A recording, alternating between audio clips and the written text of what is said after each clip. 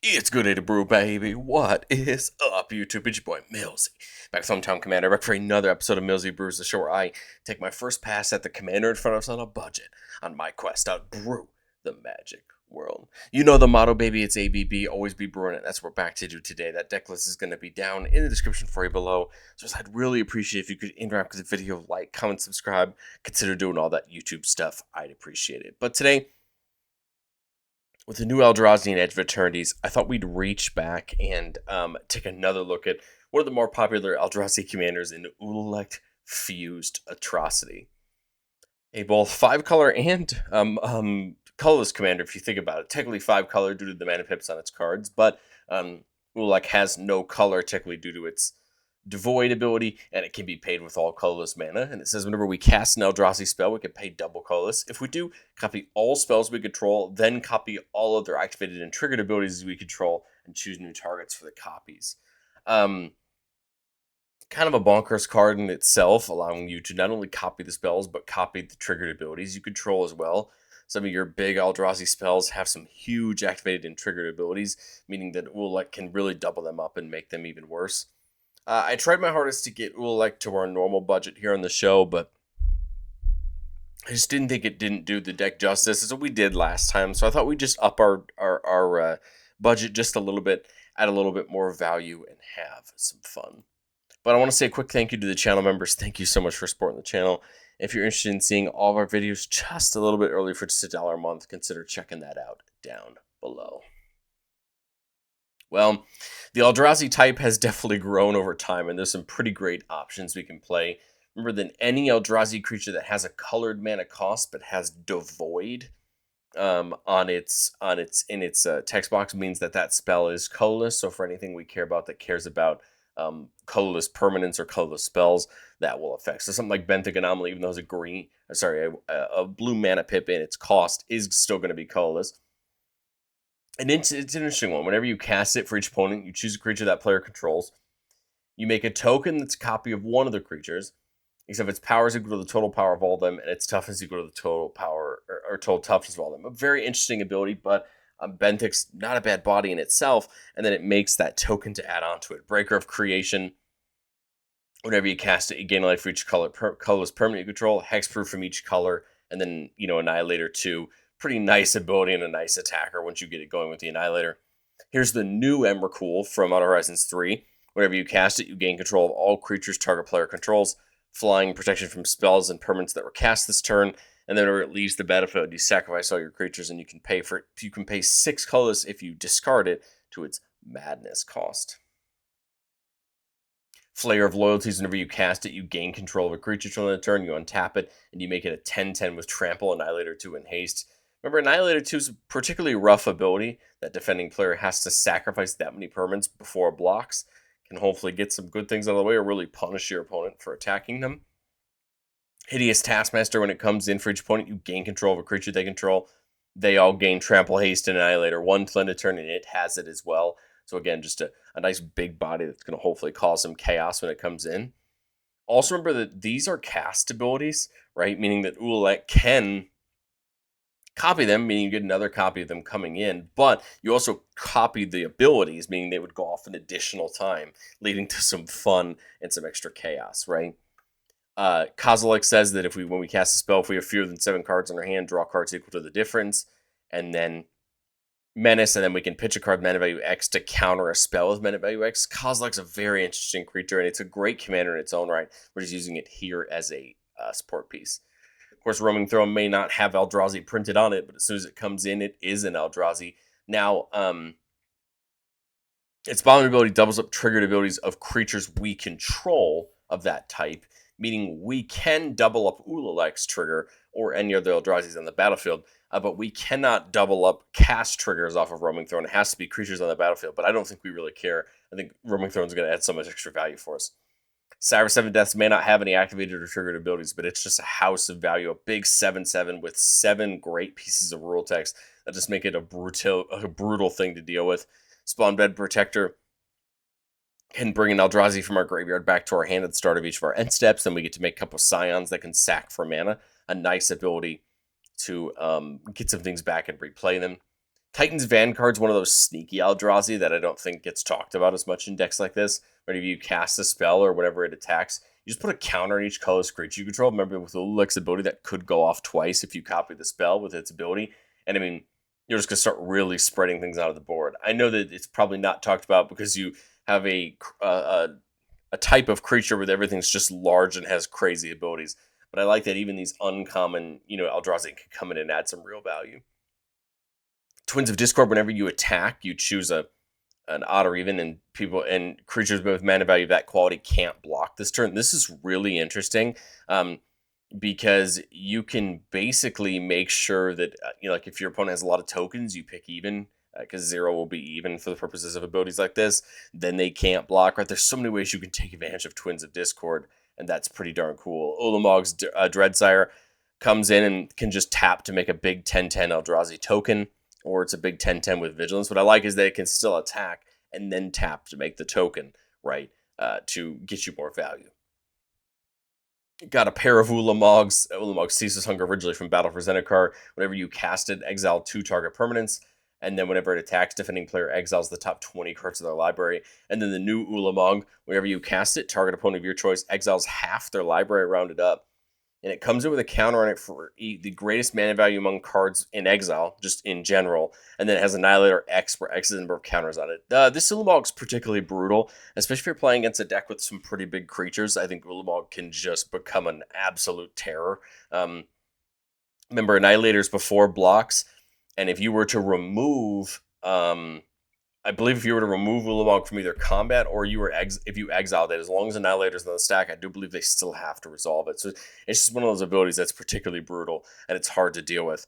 Void Winnower, shutting off all spells our opponents cast with even converted mana costs, and then they can't block with creatures with even converted mana costs, and this shuts off tokens, and it shuts off a lot of other things that you might think might be useful. It's a great Eldrazi in its own right. Zuludok giving all of our big Eldrazi Cascade. If you're interested in seeing an updated version of Zuludok, that's going to be coming to the channel in about a week or so. Kozilek's Command. The important thing about Kozilek's Command is it's a command spell, so it's a spell where you choose 2 of the different options and you do them. But it does have the Kindred type, meaning that it does actually count as an Eldrazi spell, meaning that Ulalek can copy it, and you can still take advantage of it with his ability, getting more value from it. Same thing with Not of This World, a 7-mana instant that can counter a target spell or ability that targets a permanent we control. But if it targets one of our big Eldrazi, you can cast it for free. You could also you could always cast this and copy it as well with Ulalek's ability. But I think, obviously, when you're playing a bunch of colorless, big, dumb, colorless creatures, we need a way to get up there. We have a lot of ways to do that. You have things like Conduit of Ruin. Comes in, lets you go search for one of those creatures to put it into your hand, and then the first creature you cast each turn costs 2 less to cast. It that heralds the end is going to drop each of those big colorless spells you cast with mana value 7 or greater by 1, and then just buffs all your other creatures. Snapping Voidcrawl is going to tap for 2 colorless mana. A nice ability, right, to really help us ramp up there. Of course, you're going to have mana rocks like Hedron Archive, and Soul Ring, right, coming in and tapping for mana. We're going to try out that new Eternity Elevator because although it may only tap for 3, we hopefully will have some big creatures that can get it up to this 20 very quickly and just net us a ton of mana. Thran Dynamo, Worn Power Stone, these are the classic artifacts we're going to see. And then Urza's Incubator can reduce all of our Eldrazi by 2 to really help us out with casting these big old creatures. We can also care about colorless mattering. Again, to my knowledge, I believe all of the creatures in our deck are colorless, even those devoid cards. So we can really take advantage of things that care about colorless things. The classics that would have been in the deck before would be something like Ugin the Ineffable, dropping all of them by 2 mana to cast. The Abstruse Archaic, which was printed in the Commander Masters Eldrazi deck, can copy activated or triggered abilities from a colorless source. That's a really crazy ability that can be used in just so many ways to take advantage of things. But we get to add the new Ugin, Eye of the Storm, Simtarki, or Dragonstorm. Whenever you cast a colorless spell, you exile up to 1 permanent that's 1 or more colors. You can gain life and draw a card. You can add some mana. And then if we can ultimate Ugin, you can just go get a bunch of really big things and just exile them, or to play them for free and just take real advantage of the situation. You also have things like Glaring Freshraker. Whenever you cast a colorless spell, you make a spawn. And then whenever another colorless creature comes in, you deal damage to each opponent. I like this because you're casting spells, you're getting these spawns, and you're dealing damage out. The new Ultima from Final Fantasy lets all of our lands tap for an additional colorless mana. Huge, right, when we're trying to cast these big creatures. And it can lock down people's lands by putting blight counters on them. And then Skittering Cicada gets to be a really scary creature. We can cast colorless spells that they had flash, which is huge.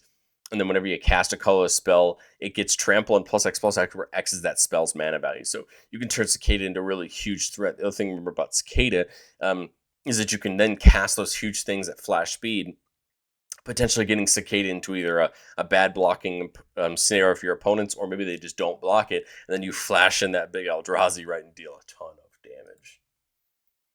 Forsaken Monument, giving a buff to all of our colorless creatures. Whenever we tap a permanent for a colorless mana, we get an additional one. This counts both lands and artifacts, which is great, and then gains us life when we cast colorless spells. Probably one of the best single target, one of the best board wipes outright is All Is Dust. Each player sacrifices all permanents they control that are one or more colors. This gets around indestructible. This gets around a lot of things, and because the player's forced to sacrifice them, this just gets around so many things that your opponent could try to use to protect from it. It's just a brutal board wipe. And then, of course, the card that came along with this that adds so much complexity to this deck, but just allows it to completely pop off is Echoes of Eternity, a big 6-mana enchantment that notably is an Eldrazi, so you could copy this with Ulalek. If a triggered ability of a colorless spell you control or another colorless permanent controls, it goes off in addition to time. So even your Eldrazi spells on cast are going to get copied. And whenever you cast a colorless spell, you copy it, and you can choose new targets for the copy. Now, of course, any cast triggers off of your copied spell are not going to go off, right, because you didn't cast it, but you make up for that in the first ability, copying those triggered abilities. This is just a crazy enchantment, and the fact that you can potentially get 2 of them with Ulalek is just a world that, once you see it resolve, is something that just hurts your brain to figure it out, but can just set up a ton of value for us. We can also just add little pieces to help us out with a value. Things like Garruk's Uprising to give our whole board trample, and then whenever those big creatures come in, we get to draw. Kozilek's Unsealing, whenever we cast a creature spell with mana value 4, 5, or 6, we get to make a couple spawn tokens. If it's 7 or greater, we get to draw a couple cards, help refill our hand. Monstrous Vortex gives those big creatures Discover. Discover says you're going to exile from the top until you exile a non-land card with a mana value that or less, and you can play it for free. If you don't play it for free, you can put it into your hand if you want, or put it back on the bottom. Very interesting spell or ability, and the ability to dig even deeper for more value when you cast those huge spells is huge. Getting just more value for your money, right? Rhythm of the Wild, Team Ascendancy. These are things that are going to help give our creatures haste. Team Ascendancy just flat gives them haste, whereas Rhythm of the Wild gives them the option of haste or a counter on them. And then Team Ascendancy adds that similar ability to Garruk's Uprising, where it can draw when those big creatures come in. And then the Beanstalk adds another draw for us whenever it enters or whenever we cast a spell with mana value 5 or greater. Draw a card. So again, some ways to draw cards, some ways to give haste and other relevant abilities so that we can get in and deal damage the turn our things come in, so we can really just be taking the fight to our opponents. But I've said it before on the show, and I'll say it again. No deck's ever complete. It's our first pass at Ulalek in a long time, and I think truthfully where the deck goes from here is just the money you're willing to spend. There's so many other great Eldrazi. Unfortunately, they're not cheap. You have a couple more of the Shuffle Titans that are allowed to play. They're called the Shuffle Titans because if they're put into our graveyard from anywhere, we shuffle our graveyard back into our library, but they're big, huge Eldrazi that just have punishing abilities, and they shuffle our graveyard back in. It That Betrays has Annihilator, and whenever our opponents sacrifice something, we get to put it under the battlefield under control, right, to really pay off that Annihilator. I also thought about something like Writhing Chrysalis. Can grow as you sacrifice your spawns and your scions as you make them. Not as big of a deal, but I think it's a nice piece to kind of fit in alongside some of this other value. Whereas I think really your money's going to come into these big Eldrazi and, quicker mana artifacts and things like that. But let's do what we love to do on the channel the most and get into our playtests. Remember, the goal of playtests on our channel is not to find magical Christmas land. It's not just to show up all our best plays, but it's to get in those gameplay scenarios and kind of understand what hands we're going to keep, what are we looking for, and how do we set up our board. So here it's just a 2-lander, but we do have Arcane Signet into a War and Power Stone, and then we do have Ultima to help us out. We have Roaming Throne, we have the Ugin. So we have so many support pieces that's just going to be drawing right our way into the things after that. So good thing to note with Arcane Signet is it can only get a color of mana. It can't get colorless mana. Not that I think it's going to matter a ton, but it is just important to note that you can't get colorless mana out of it. You can only get colored mana out of it. But again, very useful when we have a 5-color commander. So now we're sitting at 6 mana. Again, we have the ability to get a couple colors if we need them. Otherwise, it can all be colorless. I'm trying to think of what makes the most sense. I mean, we could Ultima with everything, but maybe one of our colorless lands, and then still be able to get it that breaks, it that heralds the end in. Basically, just trying to get the most reduction from our turn. I guess there's the world where, you go Ulalek, but I think this makes more sense to me because now we're getting access to, just more mana and some reductions. We could potentially double cast some more things. Ugin's Labyrinth says when it comes in, we can exile a colorless mana, carve mana value 7 or greater from our hand. If so, it taps for 2. We don't have one, but it would be nice if we did. So I can get Ulalek down here, because if I tap these off for colors, this is 2, 4, 6, 8, 9, 10, 11, and then this would just be a 12th mana. So we have a lot of mana we could potentially put in. Sowing Microspawn's an interesting one. If we kick it, we search our library for a land and put it on the battlefield, then shuffle. Note that when you kick a spell and you copy it, it'll retain the fact that it was copied, which is a really interesting thing. So my thought is, 5 for Ulalek. That would leave me 6 mana to kick this, but I don't have the 2 mana to copy. Right, I don't have the 2 mana to copy the ability. I guess I could go Roaming Throne, right, Ulalek. Roaming Throne then becomes an Eldrazi, right? So that's pretty nice. And then, Ultima can attack, locking a land down. Maybe we just wait the turn. Now this turn we can go deep on the Sowing Microspawn. We could get Ugin down if we want to. All we're really missing is those big Eldrazi, right? There's just big things to really take advantage of, but I think the Microspawn's worth it. So we kick it, so that's 6 mana. I've got to use that green from the Signet, but I have 2 mana to be able to copy with Ulalek. And actually, I could pay 2 mana again because of Roaming Throne, right? Roaming Throne would allow Ulalek to go off twice. So 6 mana for the original Microspawn, 2 with Ulalek to copy it, 2 with Ulalek to copy it again. So I think we're creating a fun loop here. So it says whenever you cast a spell, you can pay 2. If you do, copy all spells you control, then copy all other activated or triggered abilities you control. I guess if we had 2 more mana, we could do it again, right? Because Ulalek could copy the other Ulalek triggered ability. That's kind of interesting. But basically, what this is going to lead to is 2 copies of Sowing Microspawn on the stack. It's whenever you cast a spell, search your library for a land card is going to go off 3 times, right? Because we're paying twice to copy it. And because we kicked it off the cast, we're going to exile 3 target lands. All those things are going to go off 3 times. So we can just go digging in our library for some key lands. I think at this point, if we have anything that can search out things in our deck, something like Eye of Ugin that can go get in a Eldrazi of our choice, that makes a ton of sense since we're really now just waiting on that big value. Now we just need something big to cast. Get Shrine since we're going to have 7 lands once this is over. And then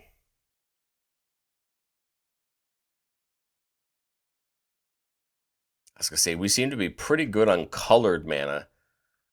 It's just the colorless mana we need. So I'm thinking, where was Eldrazi Temple? It's one of the ones that can tap for extra mana for Eldrazi spells. Right? Then all these still get to come in. Right? We basically copied the spells, so we still get the copies of them. Right? So we still get the bodies on the board. Still get the buffs, and then we can attack with Ultima, and then Do they come in tap? They don't come in tapped, but I don't have the 7 mana to crack the Eye of Ugin. But I think that would be my next thing, would just crack the Eye of Ugin, go get something right. 1, 2, 3.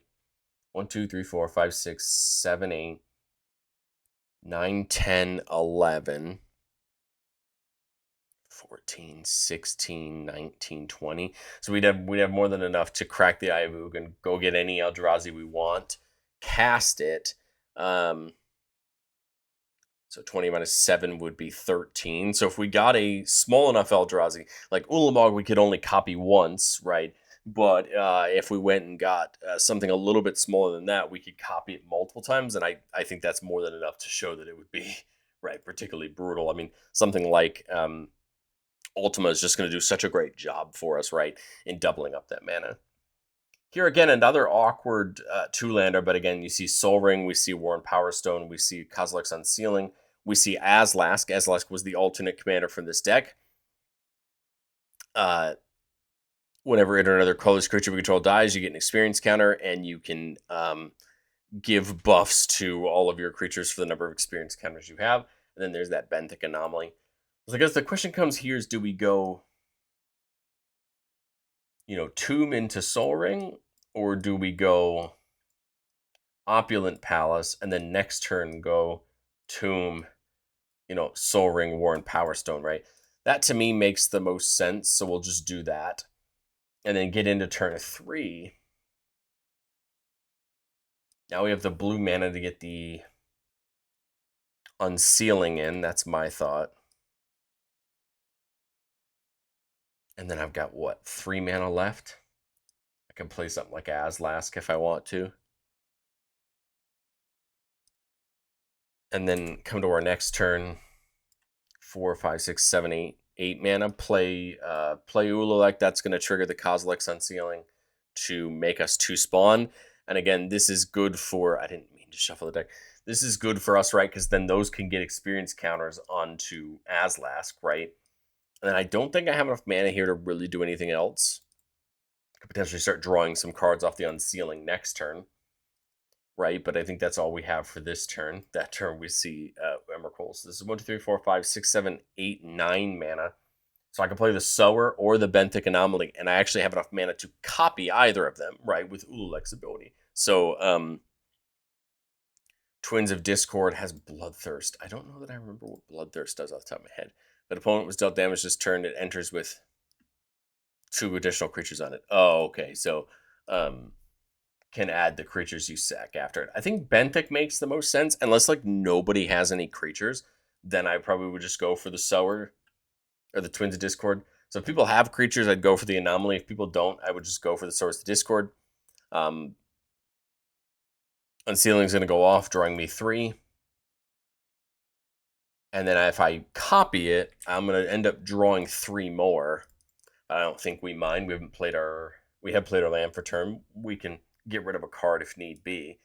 But now, right, you have 2 Sowers, right? These big creatures getting ready to do that. At the start of combat, whenever we attack, we would get to choose, and potentially those things can't block. Remember, we could still sack these spawn for mana if we needed to. We could leave them up for something like Null Mental Blast, just to protect our board. And I think we can get rid of something like the Citadel at this point. Then now coming into our turn, 6, 7, 8, 10 mana. So we'd have something like the Kozilek. We could technically copy it with the Scions, but it is a legend. But I feel like this would be time for something like the Anomaly. Sack these to copy it. We still draw a bunch more cards. You never know what you really get into. And then now we're really just putting pressure on our opponents as we're copying their things. The Sowers are going to make the combat really hard for our opponents. If they have a lot of one or the other, we choose it and, hopefully get in more unblocked. I think at the end of the day, really what we play here doesn't particularly matter. I mean, I guess there's the argument you throw Kozilek down instead, but I think I like the Anomaly to try to take our opponent's things. Again, we end up drawing 6. We're probably going to have to pitch a couple cards to hand size. We can sack the spawns if we want to get some experience counters or whatever. But again, the point is, you can see we got the mana set up, we got the wheel set up. It's just finding those things to cast and taking over right with the value. Let's get to playtest number 3 here. Keeping a 3-lander with that Soul Ring again. There's Kozilek's again. We see Garruk's Uprising and then Fleshraker. So Fleshraker again, great to get down early because then we could start making those spawns and dealing damage to us when they come in. So my thought is Yawgmoth's into the Soul Ring. So here, I mean, Fleshraker makes the most sense, but I also like Unsealing. But I think Fleshraker makes the most sense. We now can technically cast Ulalek. If I do that, I'm making a spawn, and then I'm setting up a turn where maybe I get more value when I can start copying a Fleshraker's ability. But again, damage there, damage when the spawn comes in. Get into our next turn, so I've got 6 mana. I could copy Azlask if I want to. We could get something like Kozilek's and Garruk's Uprising in, which unfortunately wouldn't draw me a card, but would give trample on future turns, right? Or, you play... Or, you play Azlask, right?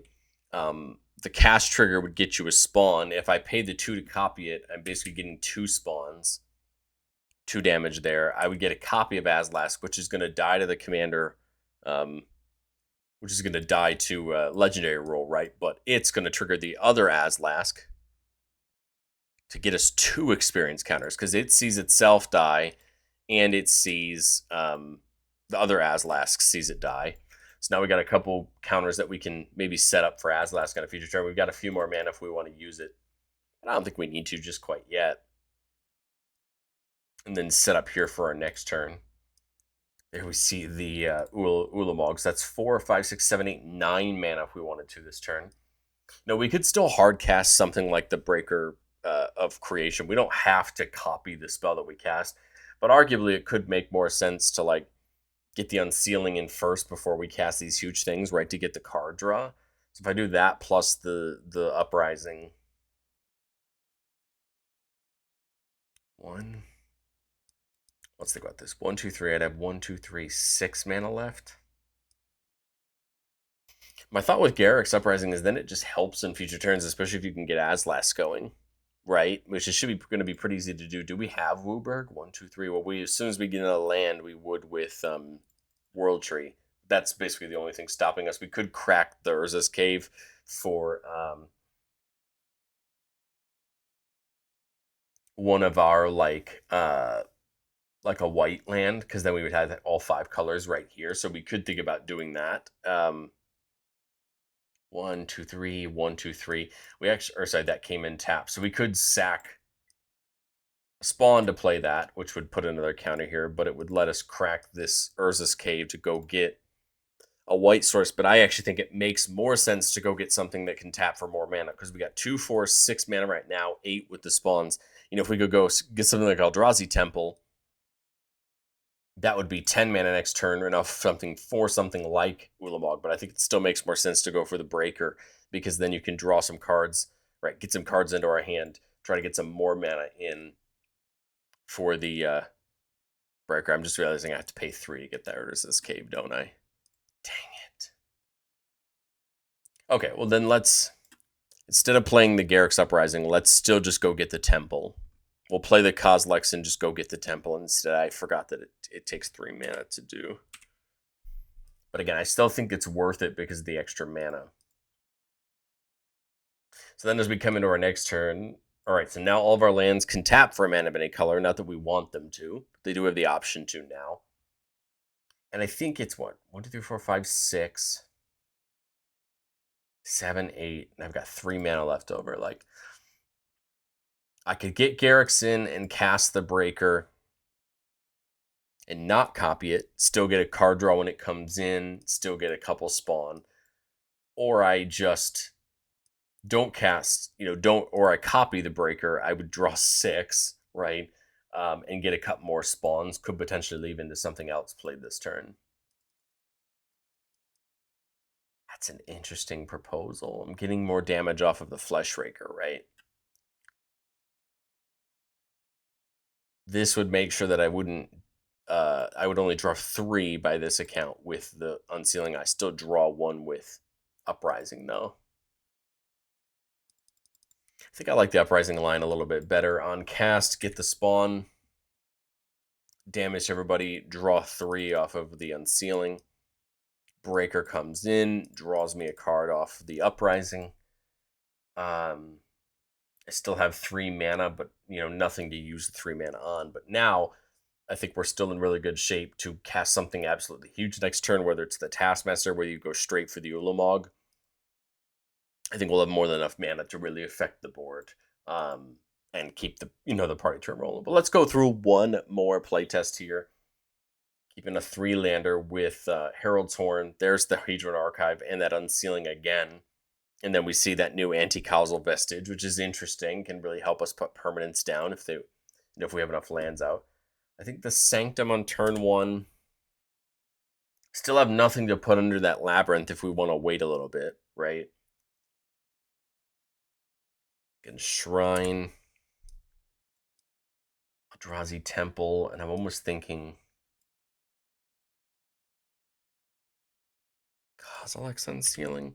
What I thought is what makes the more sense on the top end. There's the Labyrinth. Unfortunately, I don't have anything that can satisfy the Labyrinth, but that can allow me to play the Hedron Archive.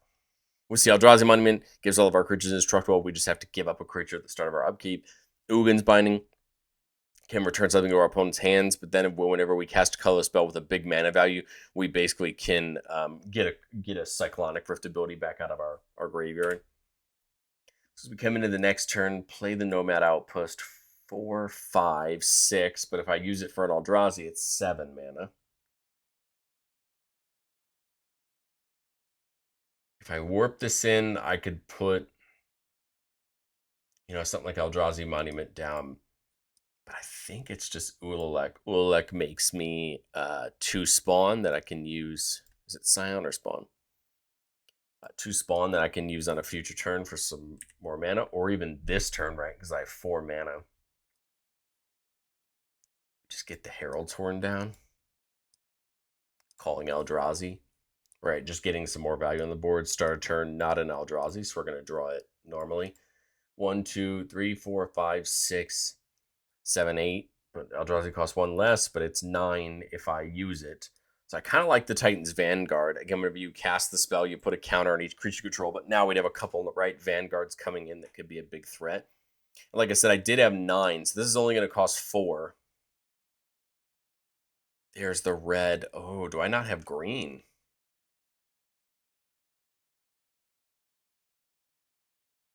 I thought I had a green source.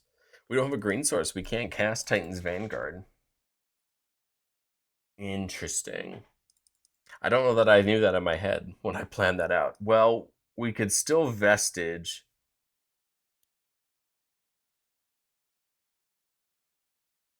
And copy it. Because the copy of the warp won't retain warp. It'll just sit on the battlefield, and we could always put the Vanguard down. I don't know that makes the most sense. This does make us a couple more spawns. I think we just need to get some card draw, right? Yeah, I'm kind of lost here now. I was really hoping to do that. Okay, so we warp, pay Ulalek's ability to copy it. So this is going to stay here. On the cast, we're going to make 4 spawns, right? Because we copied it with Ulalek. This one comes in. This one leaves the battlefield into the exile. We've got 6 lands. I think we just put like Eldrazi Monument in. We've got enough, right, of the spawns or the spawns of the Scions to make it worth it, right? This also gives them indestructible. And then we try to find our way into a bigger creature next turn, right, to cast so that we can draw some cards. And then that would come down end steps. So start our upkeep, sack the spawn, draw for turn. Unfortunately, Sire is only 6. Very, very close, though. But, maybe it's worth getting down because then our opponent's lands coming in would draw us a bunch of cards. blue and black there. So we could do that. Again, we could copy it with Ulalek. Again, getting us 4 more spawns. I just realized that would have been horn triggers. We would have drawn another. So only 5, but add the extra because now anytime an opponent's land comes in, that player exiles the top 2 cards and then we draw 2. So we're going to draw 4 every time an opponent puts a land in. So that was only 5, right? Plus the 2. So 1, 2, 3, 4, 5, 6, 7. Still have 2 mana left. But again, I don't think we have anything.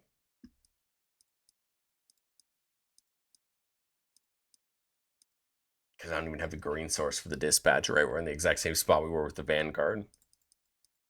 But again, now the hope is maybe we dump some more. Maybe we get some more draw right from this Sire. Let's see would even 1 draw change our problem. It would. It also adds the echoes, and I think we're just in good spot. Again, this deck's really wacky. I think it comes down to getting the right pieces at the right time. I think the Llanowar Waste just turns on something like Titan's Vanguard. Getting echoing in just makes this board really nutty at that point.